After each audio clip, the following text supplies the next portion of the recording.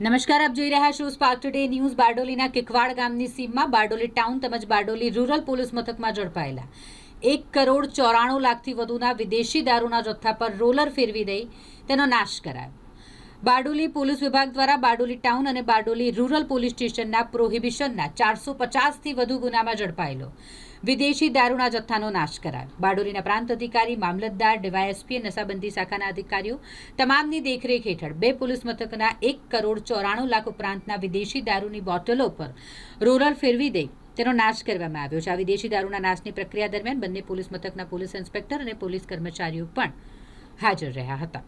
આજરોજ એસડીએમ સાહેબ તથા આબકારી અધિકારી તન્ના સાહેબ અને પોલીસની ટીમ બારડોલી રૂરલ અને બારડોલી સિટીના 450 પ્રોહિબિશનના ગુનાનો મુદ્દામાલ, કુલ ટોટલ મુદ્દામાલ છે 1,94,00,000નો નાશ કરવામાં આવેલ છે અને એ નાશની પ્રક્રિયા ચાલુ છે અને તમામ પ્રક્રિયા દરમિયાનમાં ટોટલ તકેદારી રાખી અને નાશ કરવામાં આવેલ છે। સાહેબ, કેટલા ગુનાનો આ મુદ્દામાલ હતો? આ મુદ્દામાલ 450 ગુનાનો છે બંને પોલીસ સ્ટેશનોથી।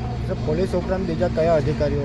પોલીસ ઉપરાંત આબકારી અધિકારી છે, એસડીએમ સાહેબ છે, મામલતદાર સાહેબ છે અને બીજા જે એક અલગ અલગ જે આની એસઓપી મુજબની ટીમો છે એ ટીમો પણ હાજર છે। ફાયર છે, એમ્બ્યુલન્સ છે વગેરે વગેરે।